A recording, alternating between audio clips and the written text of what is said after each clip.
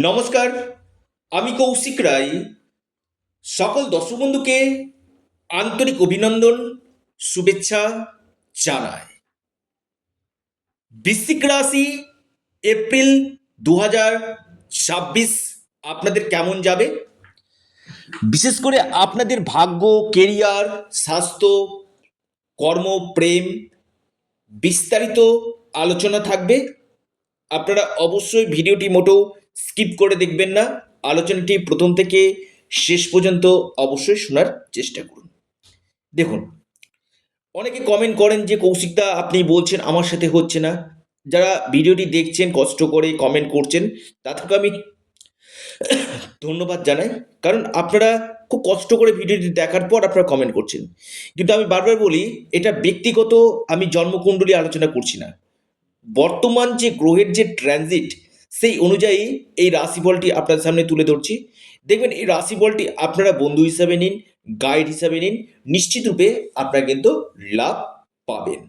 আসি বৃশ্চিক রাশির স্বাস্থ্য কেমন যাবে। দেখুন, আপনাদের রাশির অধিপতি মঙ্গল অবস্থান করছে পঞ্চম হাউসে। কার সাথে? শনির সাথে। এবং পঞ্চম লর্ড অষ্টম ভাবে। আমি প্রথমেই বলি, আপনাদের এই মাসে স্বাস্থ্য নিয়ে কিছুটা সমস্যা রয়েছে। বিশেষ করে ব্যথাজনিত সমস্যা, নার্ভের সমস্যা, কোমরের ব্যথা, পায়ের সমস্যা, স্টমাক রিলেটেড সমস্যা, কোষ্ঠকাঠিন্য এবং এর সাথে সাথে উচ্চ রক্তচাপ এবং আপনার বিশেষ করে ছোটোখাটো দুর্ঘটনা সম্ভাবনা কিন্তু রয়েছে। মানসিক ফ্রাস্ট্রেশন আপনাদের বাড়বে এবং অক্লান্ত পরিশ্রম করতে হবে। বৃশ্চিক রাশি, পায়ে চোট লাগার প্রবল সম্ভাবনা কিন্তু রয়েছে। আসি বৃশ্চিক রাশির আপনাদের ক্ষেত্রে কর্ম কেমন হবে। দেখুন, কর্মপতি রবি 14ই এপ্রিল তুঙ্গ গৃহে, প্রায় 1 বছর পর মিশ্র রাশিতে তুঙ্গ গৃহে অবস্থান করছে। বিশেষ করে আমি বলবো এই সময়টা আপনাদের কর্মক্ষেত্রে যথেষ্ট লাভ দিবে। বিশেষ করে যারা গভর্নমেন্টের সঙ্গে যুক্ত রয়েছেন, গভর্নমেন্টে কোনো কাজ করছেন, তাদের ক্ষেত্রে ভালো প্রমোশন, বা আপনাদের এই সময় রাজনীতির কেরিয়ারের ক্ষেত্রে উত্থান হবে। যারা রাজনীতির কেরিয়ারের ক্ষেত্রে রয়েছেন তাদের ক্ষেত্রে একটা বেটার অপরচুনিটি এই সময় আসবে। এবং বিশেষ করে যারা গভর্নমেন্টের কন্ট্রাক্টের সঙ্গে যুক্ত রয়েছেন, সেখানে বেটার আপনারা লাভ পাবেন। যদি আপনাদের কোনো এক্সাম থাকে, কম্পিটিটিভ এক্সাম থাকে, সেখানে আপনারা নিশ্চিত রূপে সফলতা পাবেন। প্রশংসা হবে। যেখানে কাজ করছেন সেখানে আপনার লিডারশিপ বজায় থাকবে। পাশাপাশি কর্মক্ষেত্রে আপনাদের বিশেষ করে চেঞ্জ যারা চাইছেন, হয়তো আপনি যে জায়গাতে কাজ করছেন, আপনি কর্মক্ষেত্রে পরিবর্তন চাইছেন, এই সময়টা আপনাদের পরিবর্তনের জন্য কিন্তু খুবই ভালো সময় বলা যেতে পারে বৃশ্চিক রাশি। এবার আসি বৃশ্চিক রাশির ভাগ্য। দেখুন, ভাগ্যপতি চন্দ্র সোয়া দিন অন্তর অন্তর রাশি পরিবর্তন করে। এখানে কি হবে দেখুন, দেখবেন আমি বলবো আপনাদের মাসের 8 থেকে 10 দিন ভাগ্য বিড়ম্বনা হবেই। দেখবেন কোনো ক্ষেত্রে হওয়া কাজ হবে না, কোনো ক্ষেত্রে কাজ আপনাদের এই সময় হয়ে যাবে। এই জায়গাটা আমি দেখতে পাচ্ছি। কিন্তু 2রা জুন বৃহস্পতি যখন রাশিতে অবস্থান করবে, অর্থাৎ আপনার ভাগ্য হবে, তখন থেকে আপনাদের ভাগ্যের পূর্ণ মাত্রায় সাপোর্ট আপনারা কিন্তু পাবেন। পূর্ণ মাত্রায় সাপোর্ট, অর্থাৎ এই সময়টা কিছুটা ভাগ্য বিড়ম্বনা রয়েছে। হওয়া কাজ হয়তো আপনাদের হবে না, ধীর গতিতে হবে। যেটা আপনার স্মুথলি কাজ হওয়ার কথা, সেই কাজটা একটু ধীর গতিতে হওয়া এবং কিছু ক্ষেত্রে বাধা সৃষ্টি হওয়া। তবে জুন মাস থেকে আপনাদের ভাগ্য যথেষ্ট বেটার হতে চলেছে। আসি বৈবাহিক জীবন। দেখুন, এই যে বৈবাহিক জীবন, সপ্তম লর্ড ষষ্ঠ ব্যবস্থা করছে। বিশেষ করে আমি বলবো 19শে এপ্রিলের পর থেকে লিখে রাখুন, আপনার লাইফ পার্টনারের স্বাস্থ্যক্ষেত্রে উন্নতি, লাইফ পার্টনারের হেলথ নিয়ে কিছুটা সমস্যা চলছিল, সেই হেলথ রিলেটেড সমস্যা কাটবে। কেরিয়ারের জায়গাটা নিয়ে সমস্যা চলছিল, সেই কেরিয়ারের সমস্যাগুলো কাটবে। লাইফ পার্টনারের স্বাস্থ্যক্ষেত্রে গ্রোথ দেখা যাচ্ছে, কেরিয়ার ক্ষেত্রে উত্থান, আপনার লাইফ পার্টনারের ভাগ্যের সাপোর্ট পাবে এবং যথেষ্ট আপনাদের হাজব্যান্ড ওয়াইফের মধ্যে বন্ডিংটা কিন্তু দেখা যাবে। অর্থাৎ 19শে এপ্রিলের পর থেকে আমি বলবো বৈবাহিক জীবন শুধু ভালো না, অতি উত্তম হতে চলেছে। মালব্য মহাপুরুষ রাজযোগ সৃষ্টি করছে। বৈবাহিক জীবনে যে স্ট্রাগেলগুলো চলছিল না বৃশ্চিক রাশির, সেই স্ট্রাগেলগুলো আপনাদের কাটবে এবং নিজেদের মধ্যে আন্ডারস্ট্যান্ডিংটা খুব বেটার এই সময় কিন্তু দেখা যাচ্ছে বৃশ্চিক রাশি। এবার আসি আপনাদের বিজনেস। দেখুন, ব্যবসা সপ্তম লট, অর্থাৎ শুক্র আপনাদের সপ্তম গৃহে অবস্থান করে মালব্য মহাপুরুষ রাজযোগ সৃষ্টি করছে। বুধ রাহুর সাথে যুক্ত রয়েছে, এখান থেকে বেরিয়ে আপনার পঞ্চম ভাবে অবস্থান করবে। আমি বলবো ব্যবসার জন্য খুবই ভালো এই সময়টা। আপনাদের ব্যবসাতে ইনভেস্টমেন্ট, বিজনেসের জন্য আপনাদেরকে যথেষ্ট স্ট্রাগল করতে হবে, কিন্তু বিজনেস ক্ষেত্রে আপনারা যথেষ্ট সফলতা আপনারা পাবেন।